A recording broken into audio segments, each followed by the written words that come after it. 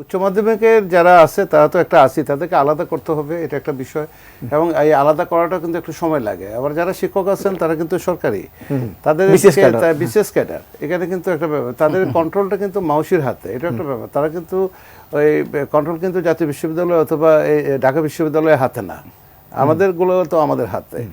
এখন এই জায়গাগুলোতে এই টেকনিক্যাল ইস্যুসগুলো আছে, কিন্তু টেকনিক্যাল ইস্যুসগুলো থাকার পরেও যেহেতু আপনি 8 বছর ধরে এই সমস্যার সমাধানটা করতে পারেন নাই, এই ইস্যুটাকে কেন্দ্র করে ভিতরে বহু লোক, বহু ফোর্স কিন্তু ঢুকে যাওয়ার চেষ্টা করছে, এখনও করে যাচ্ছে, ভবিষ্যতেও করবে। সেই জন্য এই জায়গাটাতে সমাধান করার জন্য একটা পথ হলো যত দ্রুত সম্ভব তাদের পরীক্ষাটা কারা নেবে, কারা পরীক্ষাটা নেবে সেটাকে ঠিক করে দেওয়া, আর কাদের অধীনে ডিগ্রিটা দেওয়া হবে সেটা ঠিক করা। তো দুইটা বিষয়ের ভিতরে আমি বারবার বলছি যে এইবার ভর্তি প্রক্রিয়াটা ঢাকা বিশ্ববিদ্যালয় যেহেতু শুরু করেছে, তারা শেষ করতে পারে কি না প্রিন্সিপাল সাহেবদের সাথে বসে এটা ঠিক করা, অথবা কলেজগুলো স্বতন্ত্রভাবে সক্ষমতা আছে কিনা ভর্তি করার। আমাকে যদি জিজ্ঞাসা করেন আমি বলবো যে আছে, তাদের সক্ষমতা আছে, তারা সক্ষম, ভর্তি প্রক্রিয়াটা তারা সক্ষমতার সাথে ভর্তি করতে পারে। কিন্তু ভর্তি করলেই তো হলো না, অথরিটিটা কে, সার্টিফিকেট কে দিবে সেটা তো আগেই ডিক্লেয়ার করতে হবে। সেই জন্য একটা বডি যদি ঘোষণা করা হয়, তো সেই লক্ষ্যে তো সরকার হাঁটছে, সেই লক্ষ্য তো সরকার চালাচ্ছে,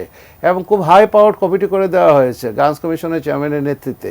সেই দিকেই তো সরকার যাচ্ছিল, কিন্তু তাড়াহুড়া করে এখন যে আবার এই যে উদ্ভূত পরিস্থিতিতে আমার মনে হয় একটু স্বল্প সময়ের ভিতরে এই সিদ্ধান্তগুলো নেওয়া দরকার, তবে নেওয়া সম্ভব। জাতীয় বিশ্ববিদ্যালয়ের আমরা জাতীয় বিশ্ববিদ্যালয়ে যে সমস্ত কর্মকাণ্ড করি, এটা তো একদম ম্যামথ, বিশাল বড়।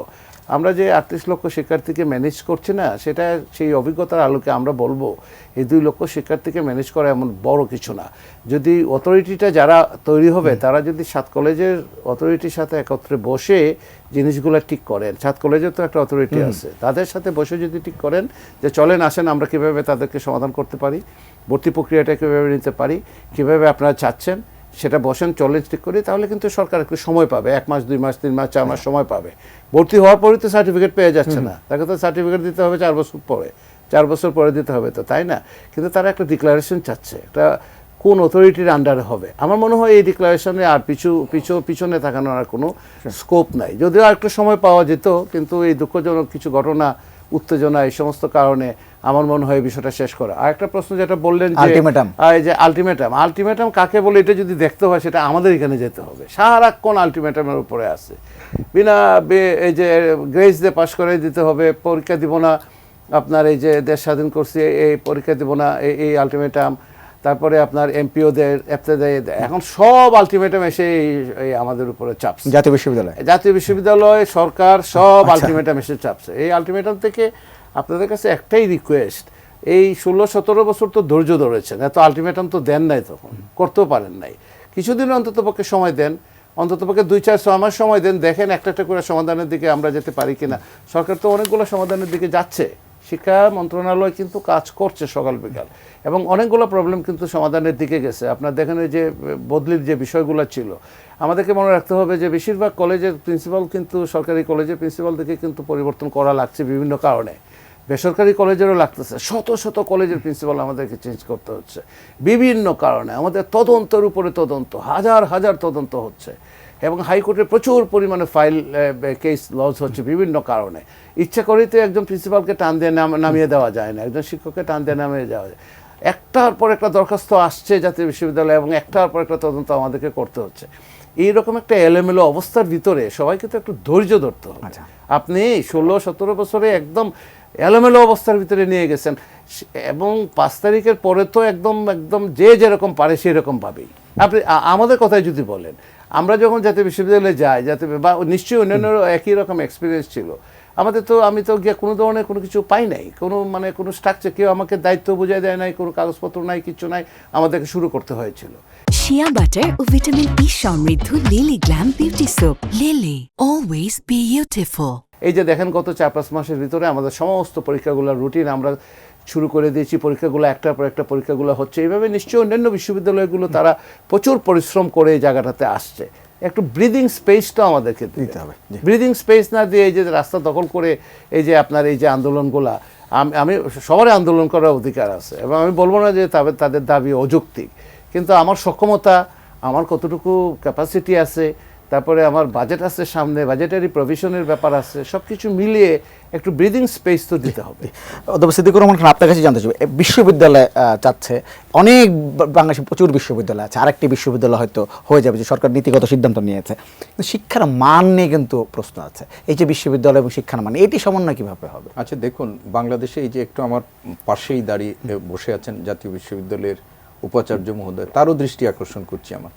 ওনার অধীনে যে কলেজ সংখ্যা প্রায় ২,৫০০-এর কথা উনি বলেছেন, সেখানে ১৬-১৭,০০০ কলেজ আছে যেগুলো হচ্ছে আপনার অনার্স এবং মাস্টার্স ডিগ্রি প্রদান করে, এবং সেইখানে আমি জানি না হয়তো ৭-৮০০ আছে সরকারি কলেজ, এবং বাকি কলেজগুলো হচ্ছে বেসরকারি কলেজ।